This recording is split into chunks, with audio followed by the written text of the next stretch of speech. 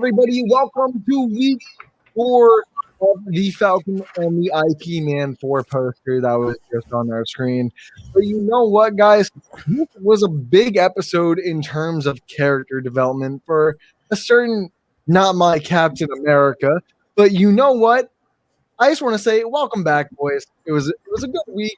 It was a good day with a good episode. Can't say the same for all of us, but you know what? Let's get right into it. I think we all kind of just want to talk about the John Walker moment. Okay. This episode towards the end. I feel like that's just the biggest thing that's really come out of this episode. And I see a lot of people being blown up by this. And I saw like the blow up on Twitter and I was super confused. I'm like, hell yeah, John Walker's about to own this episode. But you know what? We got to say rest in peace for our boy Lamar. We said this just before the show. Even AJ just started to tear up a little bit right there. Let's do cheers for Lamar. Okay. You know what, man? He's hanging out with Sparky. He's in a better place. Yeah, he honestly where John Walker is now, Lamar is in a better place. Sparky does not exist. You don't say that, AJ. You don't say that. He exists in our heart. That's all that matters, AJ. That's all that matters. But man, John Walker finally took that super soldier serum. His best friend that he fought in war with has just been killed by Carly. And man, the man is out for blood. Dude, I cannot commend the acting in this scene. It was super intense. And honestly, I had no clue what was going to happen the entire time. I thought he was going to go straight after Carly, but the homie just jumps out of the window, totally Captain America style, and do the superhero landing. And man, he runs after, I don't remember the character's name, but like one of the super soldier henchmen in the show. Yeah. Pretty much. And you know what? He didn't give up his homegirl Carly. So you know what John Walker did? He took the shield. He started cleaning it a little bit. He got a little bit shiny and started beating the motherfucker in front of everybody. He was getting recorded. The dude did not care, and he brutally beat the dude to death. Hashtag not my cap, because Captain America would not do that. But I want to get into your thoughts and opinions. Let's just go straight to AJ, man. What did you think about this humongous John Walker moment in the episode? Before I get to that, go to Amanda's comment on not that one. Yeah, there we go. Look, I ordered two Falcon and Winter Soldier shirts. And they all came back either a medium or a small. I am annoyed. I thought I put extra large or a large on them, but nope. It came back as a medium and a small. So I can't wear it. I'm sorry. Anyway. AJ's coming in like it was Agatha all along. Like, no, wrong show, bro. Wyatt Russell. I'm getting into this. Wyatt Russell. Yeah, get into it. Did a fantastic job. The perfect comparison to this is Homelander. Manda actually brought this up to me, and it's a perfect thing to compare because they both did an incredible job. Just giving us a haunting performance. It was amazing. But yeah, everything that was just even episode 1, 2, 3, and all the way up to 4. Just that deep dive into his psyche, even though it was just a little bit within each episode. I think it was perfectly well done up to this climax. And I can't wait. For me, this was the perfect villain origin story. So yeah, I love the way they're using John Walker right now. No, honestly, AJ, I totally 100% agree with you, man. Is someone echoing or is it just me? No, it's definitely just me. Okay. Someone might need to turn down their audio or something. Hold on. No, it's all good. But yeah, honestly, Wyatt Russell has been doing a fantastic job throughout the show, but I felt like he never got too much of being crazy, and we're just getting into that because everything we've seen right now is kind of him trying to live up to Captain America's legacy. But we all know like who he is supposed to be. He's not supposed to be Cap. He's supposed to be the opposite of Captain America. He's supposed to be just the Captain America that we saw in the first Captain America film of him doing shows and being America's playboy while also having those medals behind him. And now this is a huge shifting point for him, and we get to see the more brutal and relentless side. But I'm gonna bring it on to Low. What did you think about this huge moment in John Walker's story? It was very well established, and hats off to Dibes and AJ. You guys kind of called that the real villain of this series wasn't revealed, and I think in that moment to see the shield drenched in blood while John Walker's staring at a crowd, money shot, speaks volumes about who John Walker is and who is the true villain of this show. I mean, Zemo's gone. He doesn't want anything to do with this shit. It is John Walker, and I liked the way they established his turn. It was very gradual, and we saw for the most part, he seemed like a normal guy, but we saw like hints of possible PTSD. Him having a drink with Lamar and him facing defeat for like the second or third time. He's just like, he's not winning these fights. He's, whether it's the flag smashers on the truck or whether that moment with the Dora Milaje. Yeah. He literally got his ass kicked, and he's realizing like, God, I can't fill these shoes. I'm a disappointment. I'm a letdown. All that pressure of the mascot symbol wearing on him, and also his own personal intentions. It seems like, I hate to always make a comparison because I'm the film nerd that always compares to this to that, but it's not all that different from a guy like Eddie Brock who gets a little taste of power and just wants it. And for Walker, he didn't get the taste of power yet, but it's dangling in his let's say it in his pocket. It's dangling in his face, in his pocket. And he was on the fence. I like that they explored that. He was on the fence about it. But after getting his ass kicked, he realized, you know what? I can't hang, so I need to boost. And I think, again, that kind of speaks to like PEDs and like how sports make that decision, like athletes make that decision. And I think Walker just represents everything bad about good intentions going wrong. So I also like the comparison between John Walker and Steve Rogers. For me, I think because John Walker understood how war works more so than Steve did, because before Steve wasn't really a soldier until he became Captain America, while John Walker was always a soldier even before he got the serum, and he became that symbol of hope for America. That's one of the comparisons that I really like between those two. Can I ask a question hella fast? Yeah. Oh, yeah. This is for all you guys. I'm genuinely curious. As I was watching this episode, I couldn't help but think like they probably could have fleshed out his trauma in Afghanistan more. Do you guys think that would have been too on the nose? I was actually gonna like touch on that a little bit, because what the serum does to a person is it embraces or enhances who they are on the inside. And the typical, that's why Cap turned out the way he did. That's why Red Skull turned out the way he did and stuff like that. And now we have a different case where it's an updated serum, and it doesn't change the physicality of the person, but it still gives them all the abilities that everyone else would have, that Cap has, that Red Skulls have, the strength, all that. And what I think we're going to get either pretty soon or maybe in a future project, because I don't see Wyatt Russell going anywhere after this because he's doing a great job. But I think a lot of the war PTSD is going to play into how ruthless he is. I think the serum that's the thing that the serum brings out or enhances in this case. And we get little hints of that with him and Lamar talking when he was on the edge of taking that serum. And they spoke about, we get credit for these medals by committing mass murders pretty much, or committing some awful stuff that they don't even speak about. And those medals are only there to remind them of what they did. So I feel like he's only going to get more brutal because of how severe his PTSD is that we don't know just yet, which I feel like is going to get fleshed out a little bit more. But Deebs, you were going to say something? There's a lot to unravel here. Man, I've been looking forward to this all freaking day.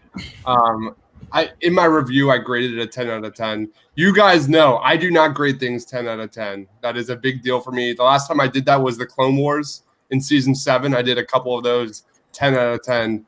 I loved how this episode went back to the first Avenger, whereas a lot of the previous 3 episodes really harped on the Winter Soldier and a lot of Civil War. This went back to the first Avenger when we first started exploring good becomes great, bad becomes worse. Just touching on what you guys said, I really enjoyed the parallels here. You, AJ, I think you brought it up, between Captain America and between Cap and John Walker. I thought that was really, really interesting. Whereas like Captain America was a soldier where things were like much more clear. There was a clear enemy. It was Hitler, Nazi Germany. Whereas John Walker is a soldier during a war where Afghanistan many thought was wrong. At its core, there are definite major differences in who these guys are as soldiers. So I love how this show continued to explore those gray areas between hero and villain and what makes a hero and what makes a villain. You look at the John Walker moment, just quick nod, like the same guy who got killed by John Walker was the same guy who admitted that he loved Captain America growing up. That was a little interesting nod there. But seeing John Walker just completely lose it, man, after losing his best friend, was absolutely crazy. The guy was clearly mentally unstable. John Walker, you nailed it, Loretto. You absolutely nailed it. You talk about, I wrote this in my review, like everything on paper-wise, John Walker was a terrific fit. This goes back to the original first Avenger about what it means to be Captain America. It means to be a good man, not you look at everything on paper. So I loved all those nods going back to the first Avenger. But my guy, Wyatt Russell absolutely crushed every single ounce of this scene. Like that scene of him holding that bloody shield was absolutely heartbreaking. But I think what made the scene so memorable to me, I'm going to again throw it back to Civil War. Do you remember that scene when Tony and Steve are going at it, punch for punch? He's protecting Bucky. And at the very end, Captain has his shield and he's about to almost kill Tony. And he holds and he hesitates right at that final moment. That's what makes him a hero. And you look at John Walker, the rage came out. The rage absolutely came out and he killed that guy. So it's going to be really interesting to see, obviously, the U.S. government taking the shield from him. This guy's going to be shamed. This guy's going to even fall further off the cliff. John Walker's going to become U.S. agent. There's a lot to dive into here. I have so many theories. Sorry, guys.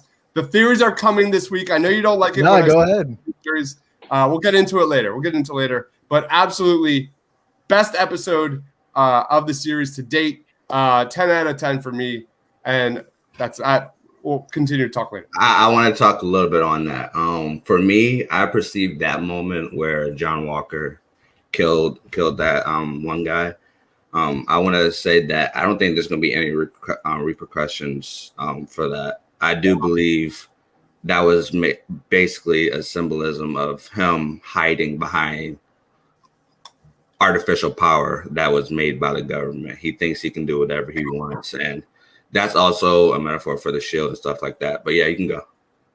I do want to piggyback off of that because when we said like rest in peace, Lamar, you remember what Lamar said? Like power, the character comes from power. Mm-hmm. And what does Steve stand for? He stands for people. He stands for soul.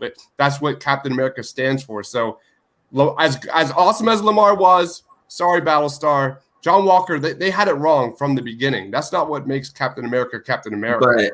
But there's also a nice comparison between Captain America and Carly, because it's also mentioned in there that Carly is basically Captain America, but she doesn't want to be like Captain America, and that also speaks to the time they are in. Carly wants to just eradicate the past.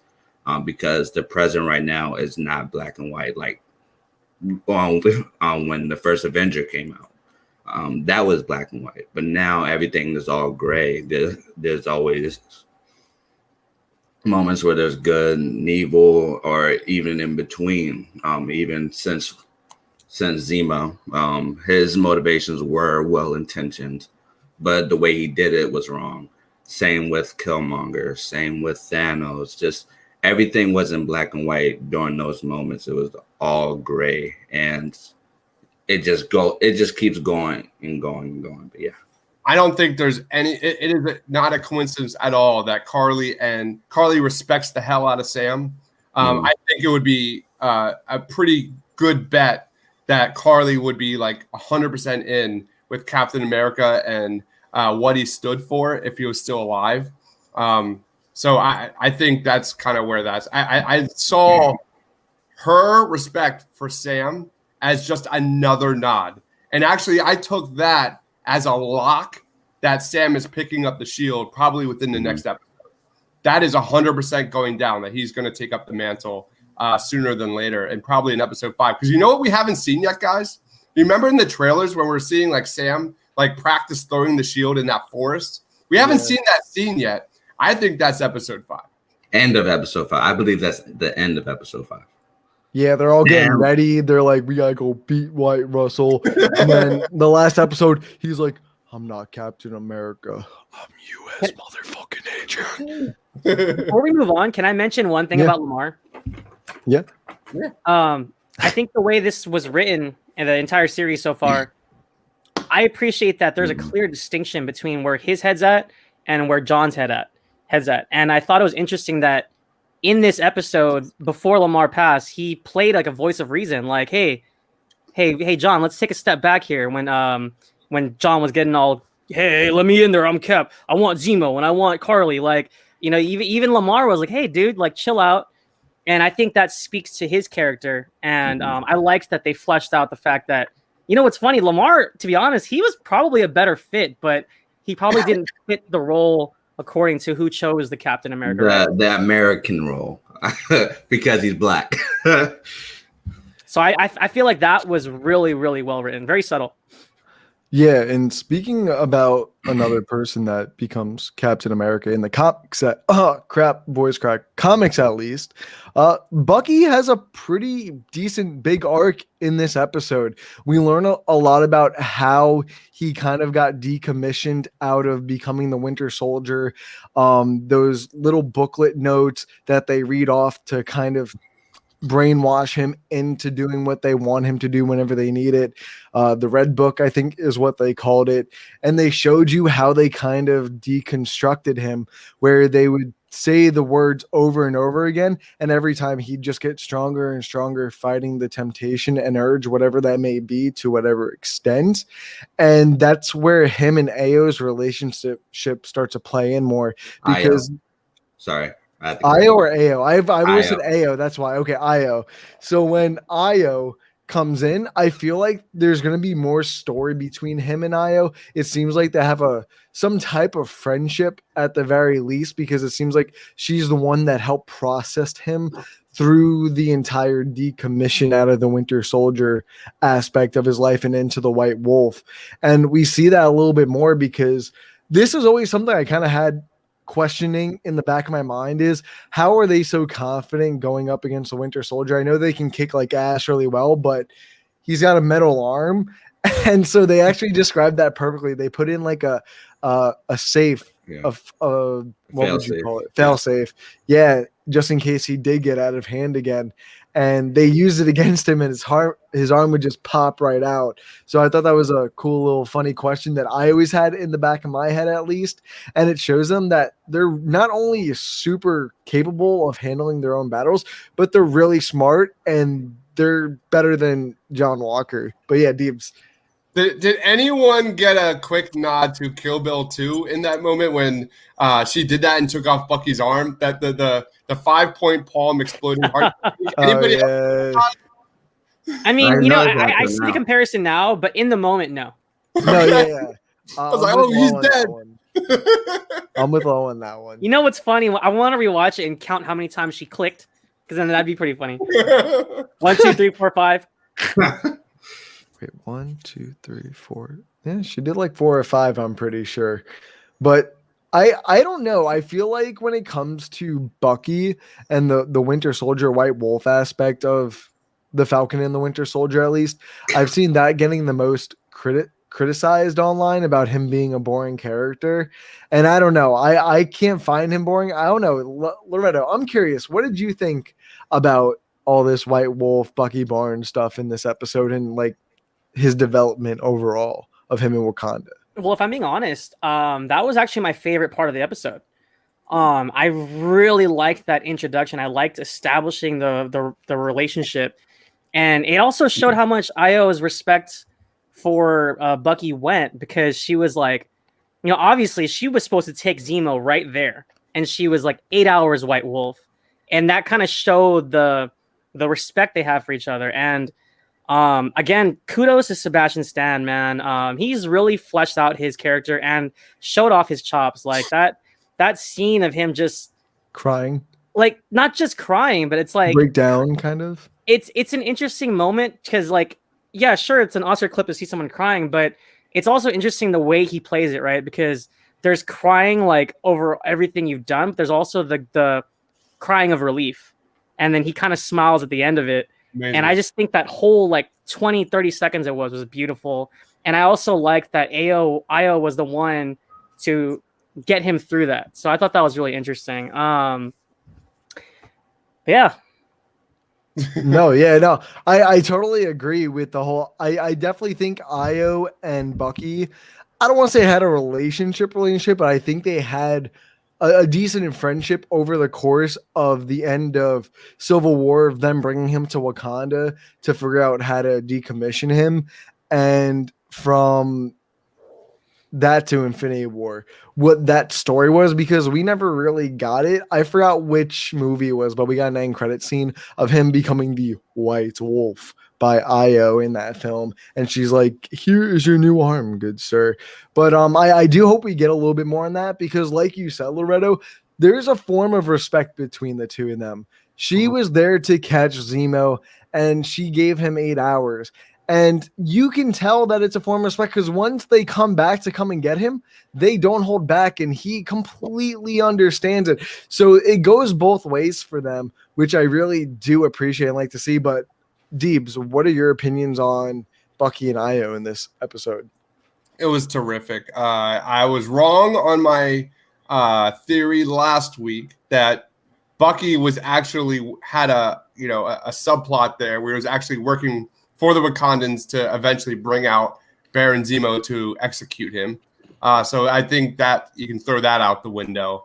But man, you touched on it, Loretto. Like Sebastian Stan's performance in that moment where you see him just go from like almost like straight fear. He was so scared when Ao started to count down, and then you saw it to go to like almost rage, to like sadness, to happiness, and then you saw the Io, like the one phrase that was like, "You are free, you are free," and then he starts like crying tears. That was hands down one of my favorite moments by far of the season. It was just a masterclass performance by Sebastian Stan, who I thought has been excellent this entire series. Definitely underrated for me. I loved every second of it. Part of me wished, though, we talked about theories last week as well. Could we get a T'Challa appearance? Could we get a Shuri appearance? It makes sense, not Shuri, because obviously if the countdown goes wrong, you need someone to be like, put him back in his place.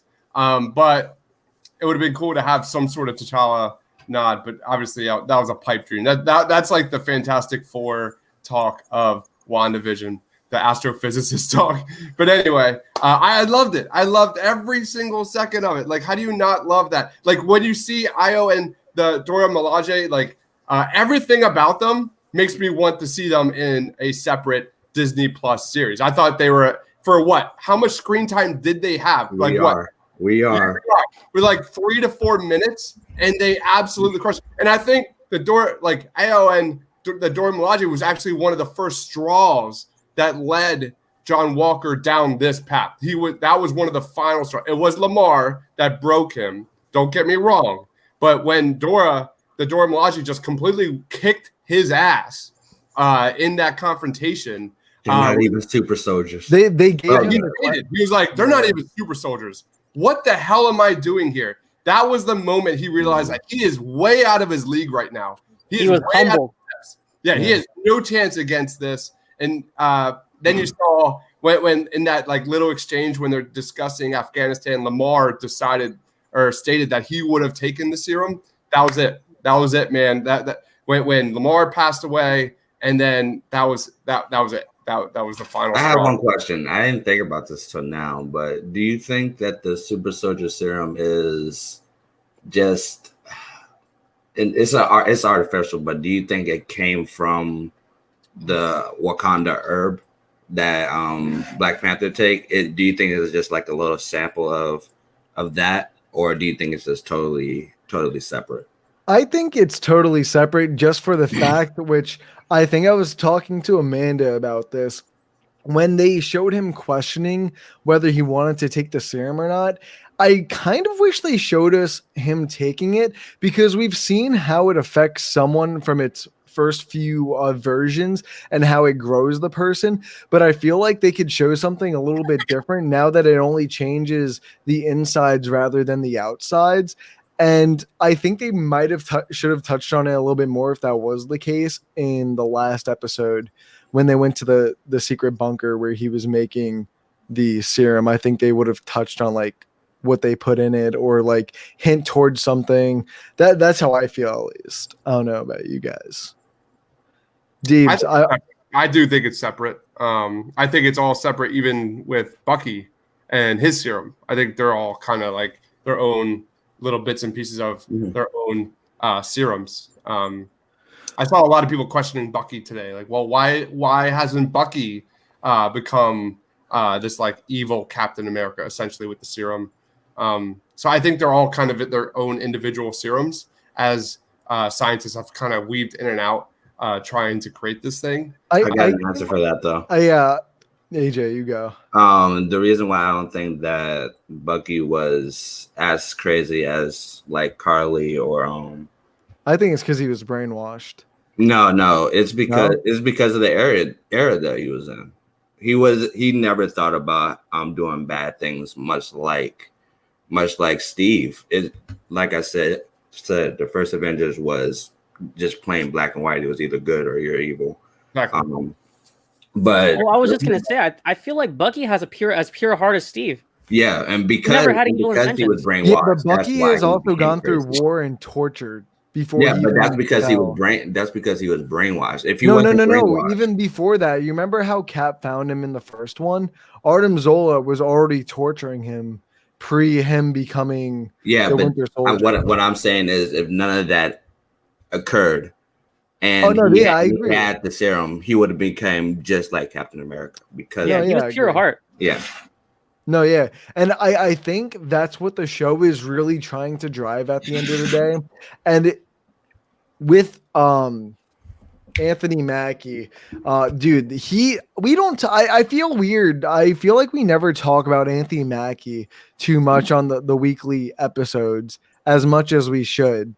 Ironically enough, I always find us talking about something bigger on the outside of the main character, the Falcon. And like this week, last week, we always, or at least I always find us talking about Bucky a little bit more than Sam. And honestly, I want to give the homie some credit because Anthony Mackie has been killing it as Sam Wilson, and he only drives the force further onto why he should be the next Captain America and why he will be the next Captain America. And I don't think he takes the serum in the comics, but do we think he'll take the serum at the end of this? The last one has already been used. Absolutely not. No, I know. I'm just saying, I can't imagine them not. The one guy that could only replicate the serum is dead. So there is no more serum. I also liked that when Zemo presented him with a question, he said no immediately. Yeah. Like Zemo was like, wow, no hesitation. we talked about this during the GOAT movie podcast, Lo. I 100% is against completely his character to take the serum. I think if we are going to get, the new Captain America, if he does take up the mantle, I want a different Captain America. I enjoy the parallels, but I also enjoy the differences between Captain America and Steve and Sam. Like you see both of them, they're both like, what are they doing when they're not working at the Avengers headquarters? They're doing therapy. They're doing rehab facilities. They're helping people. That's what they have in common. You saw it in this episode where what was Sam's like one mission of how to figure out or crack the problem here? It was to rationalize with Carly. He fiercely believed that she was like good, innately good.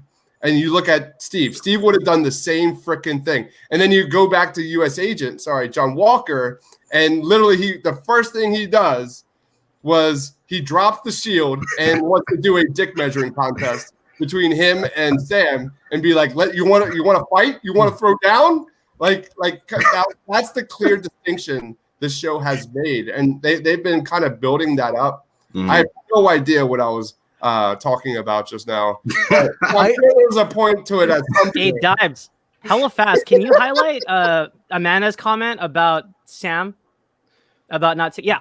So that's what we're talking about. So you know what? I feel like a lot of people forget.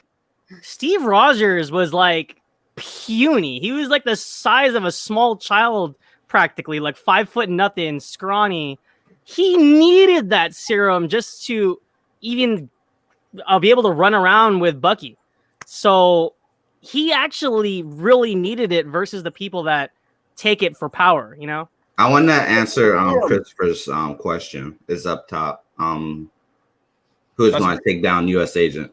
All right. That's wait, hold up. Do we think Zemo should have challenged John Walker to a dance-off to beat him in this episode? Because I feel like that's really should have what happened instead of Sam and John Walker fighting. I love how we went from the most memorable scene of last episode was Baron Zemo dancing to this. Like, talk about a contrast. Talk about releasing the Zemo cut in only 6 days. They know what's up. We're getting. I guarantee you, we're gonna get it after episode 6. They're gonna do deleted scenes. And they got that documentary. Exactly. That's what I'm talking about. Yeah. So I think they're gonna do that in that. But honestly, what I've been really curious about is Deebs. I wanna hear some of your theories. Ooh, first, answer the question. Answer the question first. Which question? Who's gonna take down U.S. Agent? Oh, I didn't even notice that. Oh my God. I didn't even notice the question. Let's discuss. Let's break down. So obviously, I don't think it's going to go down in episode 5. It's going to clearly be some sort of climactic battle. Episode 6. We still don't even know who the power broker is. And by the way, there is supposed to be a major reveal in episode 5. Did you guys hear that? I heard something about that, but I didn't know what episode or where it lied or how true Next it was. Next week. They need to stop that shit. I don't want to know. I don't want to know. Funny. Yeah, it's funny. We just keep getting major reveals. Everybody just speculating major reveals. What kind of major reveal? Major reveals for WandaVision. Now major reveals in this. Everything's just going to be a major reveal. That's speculate. Just shut up about the major reveals and let us watch the show. Amen, AJ. Amen. Amanda says every speech Sam gave this week, every movement. You still didn't answer the question. I'm gonna go back to. We have to talk about the comments. This is about the people. Yeah, but she does bring up a good point. Go ahead, Dobbs. Yeah, it was my question, AJ. Let's go. Hold on. We'll go right back to it. I am. That's me, by the way. Howard Capper said it's so beautiful to see. I'm crying now. Leo says, love the sequence of Sam approaching Carly from above. Now let's get into the climactic battle here, which is who is going to take down the true villain now, which is John Walker, aka U.S. Agent. Who wants to go first? I got it. Okay. So well, of course you do. You have 2 Infinity Gauntlets. I got it, bro. Dude, stop. I'm putting on the gauntlet. Wait, we have 3. We have 3 Infinity Gauntlets. Oh my god, we have all 3 different versions, bro. Yo, Hell AJ, yeah. we're slacking, AJ. But you know what, bro? I'm I'm gonna getting say the sideshow version. I'm getting the this. Yeah, sideshow version. can you do this with your hot toy? Hey, actually, we have 4. Oh, bro! All the fucking We can take Infinity down Gauntlet. U.S. Agent. Bro. They're literally, bro. If we were Thanos, we'd only have 5% of the entire universe population at this point. But you know what, bro? I'm saying it right now. I think so. Like we said before, it's gonna be a 6th episode climactic battle between him and Sam. I think Sam is gonna blow the final punch with, I don't want to say a bleeding pulp, but I think he'll beat him to the ground where John won't get up, but he's still conscious enough. Sam's going to take the shield and be like, that doesn't belong to you. That's when he becomes Captain America. But wait, you know it's Marvel. They got to pull some strings and some things out of their asses real quick. Hydra is going to take John Walker and turn him into U.S. Agent. I don't know if it's going to be in this series or next season if they do a 2nd season, but whatever they do, he is becoming U.S. Agent, and I think Hydra is going to be the one to start. Wouldn't it make more sense if oh crap. Who is that? Who? I know who you're talking about, AJ. Who is that agency or not TSA or something? I was thinking about Thunderbolt. Ross. Wouldn't it make sense that Thunderbolt? Ross did some? Either Ross, I believe Ross will take him, or Zemo would take him. Interesting. I like that. Why would Zemo take him if he's a super soldier? That's the thing. I think that's a misdirect. I think he does want to get rid of everybody that has the super soldier serum, but I feel like he's going to just keep one just to control. Interesting. Okay. Can I present another question? No. No, wait. Let's finish this one. Oh, okay. No, go ahead. Amanda says Sharon Carter. I mean, obviously, the Leo says Sharon. I think the obvious answer is, Sam with the help of Bucky. That the entire series so far has been about splitting these two. You even heard it in Carly's motivations. We actually finally heard what her MO is for the Flag Smashers is separate the group, kill Captain America. I think a big part of this is separate Bucky and Sam. So clearly those two are going to work together to take down John Walker, aka U.S. Agent. I think it's a little deeper than that. I don't think it's as simple. I'm definitely feeling, Manda, the Sharon Carter vibes. I'm definitely feeling the Carly vibes. I'm not saying that they might be involved in the full fight, but I'm just saying like a spear into the chest out of screen, coming out of nowhere, just as like they're like in the mix, could be possible for Carly. I think there's a redemption story there being built with Carly's character. And I also think, I think that's where that's going is I don't think this is a mono type of battle being built. I think this is a collective, like they're going to figure out how to work together. And Carly's among that. I think everything's being built with how Carly, you even heard it from Baron Zemo, like she's a lost cause. You should drop that like a hat. I think you're going to see that really develop here over the next couple episodes. I do think Carly's going to turn good and probably save Bucky or vice versa. So if there's anything takeaway out of this theory-wise, I think this does not spell well for Bucky or Carly making it through this series. Oh, yeah. I definitely think Carly's going to get killed by Walker in the last episode. I definitely think her and Sam or her and somebody will team up against Walker, and I think he's going to kill her, which kind of gives Sam that extra push, I feel like, in the end. But anyone else have like any theories? Okay.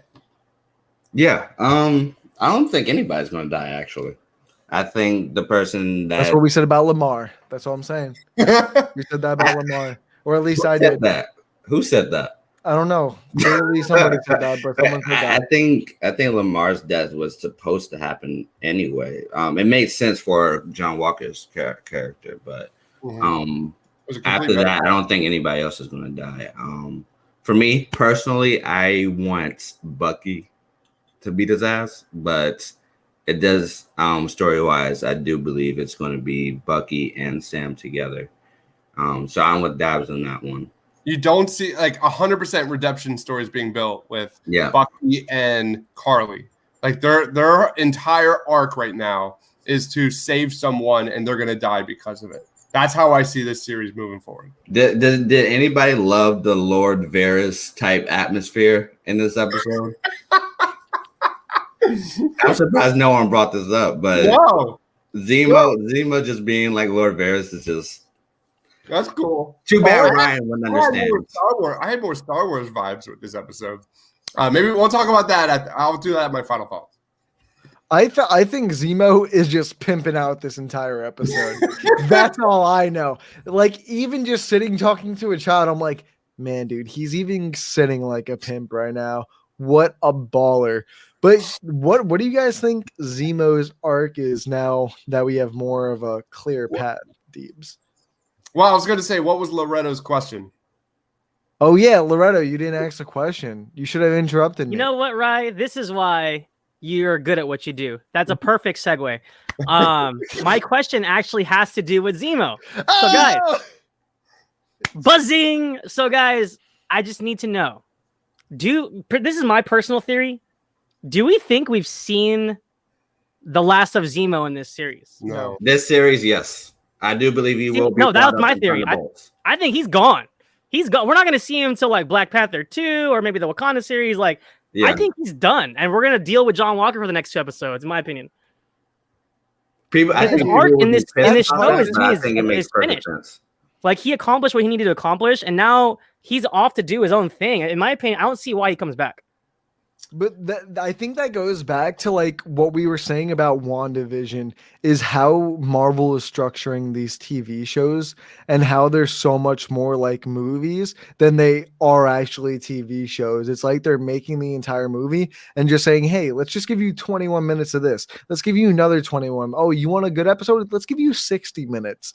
And I think, like I said in the last one, we're just going to get little plot threads that lead nowhere at the end of the season.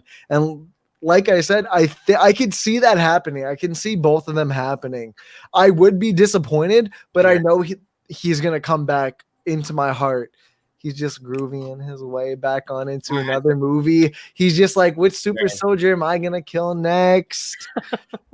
But if he kills Carly, so I'm saying. I think Loretto's right on it, as much as it pains me to say. It sounds right.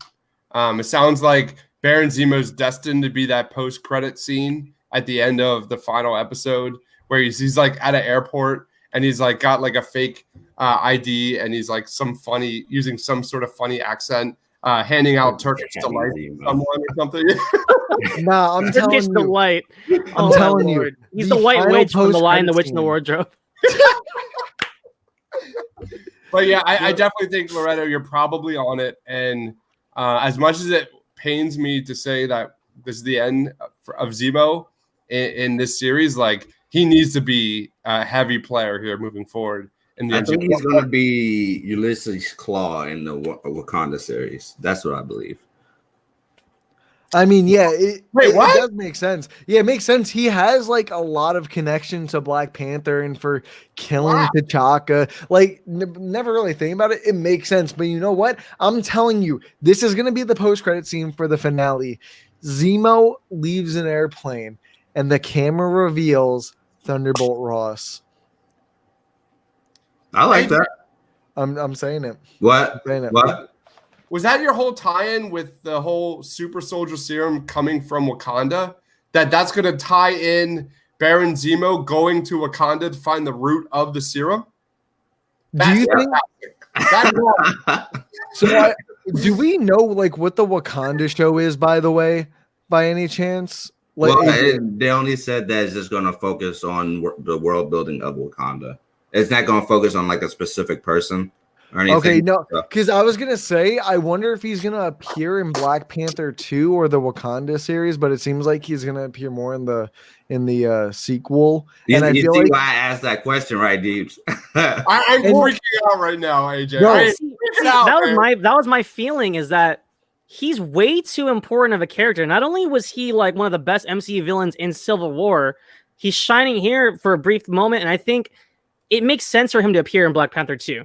He literally murdered a monarch of a country. So I think people kind of forget that sometimes, you know, like. I did not put that together. Well done, AJ. That's awesome. I'm going to add to what AJ said. What if after this show, the show might not be a second season? Because they didn't confirm a second season for this, did they? No. Okay. So yeah. So we don't know if we're getting a second season, or we'll find out in 2 weeks if they call it the season or series finale. But other than that, I think what's going to happen is Bucky's going to leave the show and go to Wakanda and Black Panther 2, because he mentions how Shuri also helped him kind of get away from the Winter Soldier programming in his head. And I feel like he's going to go to Wakanda to help defend it with Shuri once they find out that whatever happens to T'Challa, he is not there to help him. So he goes there to defend Wakanda against Zemo. And Zemo might be the main villain, which I could see working really well, because Bucky is the one who pretty much did release him. So he might also have some guilt over that, depending on what Zemo is up to at the end of the day. Hey, did you want to explain my reasoning why I asked that question, or should I? I don't think anybody understood why I asked that question. Go for it. Okay, so my question was, do you believe that the super soldier serum just is connected to I forgot the name of the what's the name, but the Black Panther herb. I'll just call it the herb for right now. The reason why I asked that question is because I do believe that Zemo, and I actually do believe that even Claw was deeply connected with Hydra, and Claw stole some of the vibranium. I do believe he stole some of the herbs as well, and gave it to Hydra. It just in general, and that's how they tried to either recreate the serum, not the serum, but recreate the herb. But it was just it's artificial, so it's not as pure as the herb. So which also makes sense of why it wasn't as perfected. Also why each of the serums that keeps getting redeveloped, it's not as I believe that it's not as strong as the previous one. So the one that we have now is not as strong as when either Captain America had it or Winter Soldier had it. Yeah, you go on. So they had the shield, right, in the beginning. So they the government created the shield, but Claw was the one that stole the vibranium from Wakanda. But it was made of vibranium. Yes. And the original Doctor in the first Avenger, could he have had access to the herb from Wakanda? I do believe the original Doctor that talked to Steve. Yes. Yes, I do believe that he was the one that had access to the herb, and that's why he was able to perfect the super soldier serum as far as it can be perfected, because it's not as pure as the herb is. All right. I'm trying to think. Is there like any other big things that we didn't touch on, or something that someone wanted to touch on that we didn't? Any more theories either? Because I'm gonna say right now, I kind of did forget there was the episode today. I was sitting around yesterday, and I'm sitting on my phone. I look at my calendar. I'm like, oh fuck, it's Thursday, and I'm like, why do I feel like something's on tomorrow? I'm just like, fucking. I've got two questions. Yeah. What is Sharon Carter's end game? How is she? What is she gonna do moving forward? And my other one is Isaiah Bradley, and when are we going to see him, if at all, in this series moving forward? Anybody have any thoughts on those two characters? Because Sharon Carter, other than like a couple of sentences, wasn't really involved in this episode. Any thoughts? I think people are looking too deep into this. People think I wouldn't even say that. I would say people people expect her to be the what is it called? The power broker. The power broker. Because it seems obvious. To me, I believe that she isn't. She just wants to get back home, and that's why she's helping Sam and Bucky right now. Ultimately, I don't think she's bad or good. I mean, just bad. I don't believe that she's bad because she believes in Steve's upbringing and all of that. That's why she keeps bringing it up to Sam. So ultimately, I don't think she's the power broker. I still believe that either Zemo is the power broker, or I believe that Ross is the power broker. So that's just me. No, yeah. Honestly, I can't even imagine who the power broker is, or even begin to guess who the power broker is. But yeah, dude, Sharon Carter, I feel like she's just trying to get home at this point. I don't really think there's too much for her going on. I hope I'm wrong. I love Sharon Carter. That's the wife. Just want to say that. But for Isaiah Bradley, this might be a bit of a stretch depending on how these next 2 episodes go. But do you think the Isaiah Bradley storyline might pick up in a solo The Falcon movie after he becomes Captain America in the eyes of the public? But to us, he'll always be Falcon. That's why they'll call it the Falcon. But either into a solo film or a second season. But that would kind of dictate what I said about the Winter Soldier if the show's called The Falcon and the Winter Soldier. So you see what I mean? See, I don't believe that we're going to get a Falcon movie. I think they're going to just focus on the Young Avengers. I think we're going to get Patriot, and that's where we'll get Isaiah's backstory within that. I think that makes the most sense the way they're moving forward right now. I could be totally wrong, and if Sam gets his own solo movie, then I'm all for that. But right now, I do believe that they're going to focus on Patriot. I really hope we get like a 5-minute segment where like Sam's like, I'm gonna go home, I'm gonna go visit my sister, and I'm gonna talk to Isaiah. Yeah, and they're gonna really break down about what it means to be a hero and why Sam's got to do what he's got to do. This is his responsibility to pick up the shield.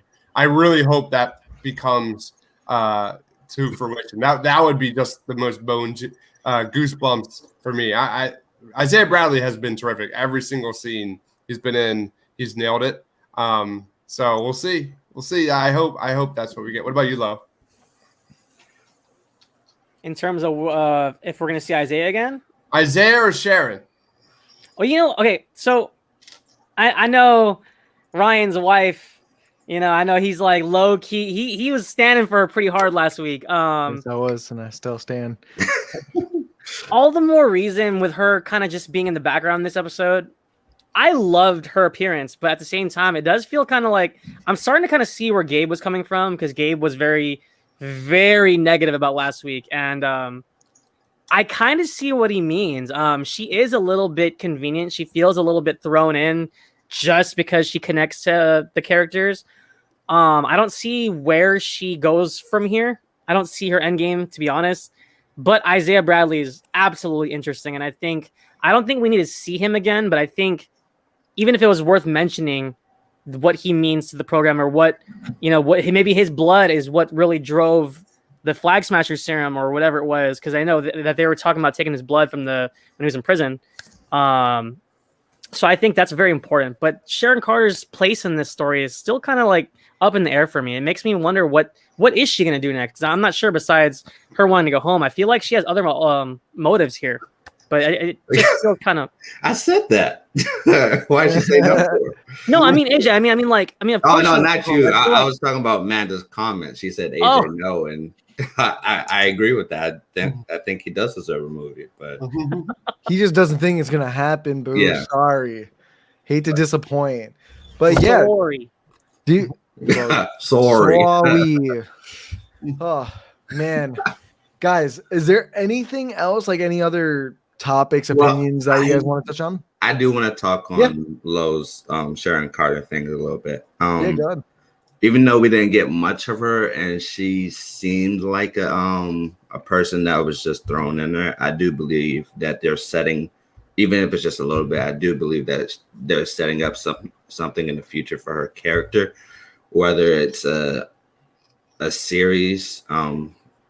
At this point, I wouldn't put it past Kevin Feige to give any secondary character a series now that we have Falcon and Winter Soldier. But I do believe that nothing is done on accident. I do believe that she's going to get her separate series, or she's going to be a more focused character on another series, maybe like Hawkeye, maybe like someone else. I can see Sharon being always a secondary character. I can't see her getting her own movie ever. I can see her being the supportive help, sort of like an Oracle, but in a wheelchair. I was trying to figure out another way to say that, but I couldn't figure it out. But man, I absolutely love this episode. So let's just go down the list of what we'd rank it. I'm gonna start it off. I will give this episode a 9.5. I absolutely loved it. I love the world building. AJ is going to disagree with me, but it's fine because I know Lo is going to come in hot with the steaming powerless shit soon, but it's fine. It is fine. This episode, again, it's a 9.5. Great choreography, great action, great acting as per usual, and I think it builds the world up perfectly while connecting Bucky back to Wakanda, showing us that Mackie and Sam both deserve to be Captain America, and he deserves the shield because #NotMyCap, John Walker. Even though I love the acting, I don't like him as Captain America. So I'm going to leave it at 9.5. Deebs, what about you, my man? I mean, I said this is a 10. This is a straight 10. And by the way, like, I don't give 10s. I write reviews on these. WandaVision, you name it, Star Wars. The last 10 out of 10 I gave was the last 2 episodes, I think, of season 7 of the Clone Wars. I just can't get that image of the blood shield dripping in blood at the last part of this episode. It was just absolutely terrific. And I want to talk a little bit about how last week there's a lot of parallels here of Star Wars and Falcon and the Winter Soldier. And what I mean by that is Star Wars, we had a lot of nods in The Mandalorian, giving nods to the original OG. And now we've got the Falcon and the Winter Soldier giving nods to the Captain America trilogy. The previous episode, we had a lot of nods, Mandrapore and Coruscant. There were a lot of different nods there. It was a lot of fun. This week, I thought it really emphasized what makes this show so terrific, is that it really attacks the gray areas about what it means to be a hero and what it means to be a villain. You know what else thrives when they target those areas? Star Wars. When you saw this in the Clone Wars, when you start, addressing what it means to be a Jedi versus what it means to be a Sith, those differences, I feel that gray area makes Star Wars so much more interesting. And I love it when they deep dive into that. But just because you're Jedi doesn't mean you're right. And I feel like that's a lot of fun. And I feel like this show is really, bunkering down on those themes. So obviously, I'm a huge Star Wars nerd. Anytime you got me talking about the Clone Wars in this type of thing, it's a straight 10 out of 10. Damn, 10 out of 10. You literally can't beat that. But let's go straight to Loretto. What are your thoughts and opinions? And give us a grade, my man. Prepare for the summoning. No, I'm just kidding. No, but I will be a little bit lower than you guys. Oh shit! Choose your words wisely, bro. Choose your words wisely. I can't snap it because they don't touch. But you better hope that it. So, minus the bloody shield, the fantastic introduction with Sebastian Stan and Io, and I actually really liked Sam and Carly's conversation. Of course, it was conveniently interrupted by John Walker, which was annoying. Of course, I know that's his character arc. I know he's the villain now. Such a cliche. It's such a cliche. But at the same time, the way it interrupted the conversation at a point that I was really getting into. And I'm not saying that Carly needed to turn then and there, but I think the fact that she trusted Sam said a lot. I didn't care for her calling Sam's sister, though. And I think my issues with the Flag Smashers the way they've been written so far, I think it showed itself here because seeing the funeral for Danya, seeing her speech, that was great. Like Carly, forgot the name of the actress. She's doing a great job, but it just feels kind of sloppy the way they pieced this together. And all the more her interaction with Sam and her speech at the funeral just shows that she easily could have done all of this on her own. I feel like the other soldiers are just there for the action. They're just extra bodies for John Walker and Falcon to fight. But I feel like Carly is the most interesting one. The other Flag Smashers don't serve much of a purpose other than to be her goons. So that's just my only issue with the writing of the series so far. But along, like I said, all the positive things carry this to an 8. Long story short. Okay. I was not expecting an 8, especially after that 5.56 you gave the other week. But you know what? That's all good. We all forgave you for that. But AJ, my man, what did you think about the episode as a whole, and what would you grade it? 10 out of 10. That's all I gotta say. 10 out of 10. That's all he's got to say, bro. That's all. 10 out of 10. That's it. Point blank, period. 10 out of 10. The number speaks for itself, people. And yes, another great episode, another great week talking to you fellas. And we'll see you on week 5 of Falcon and the Winter Soldier. Peace. 2 more up.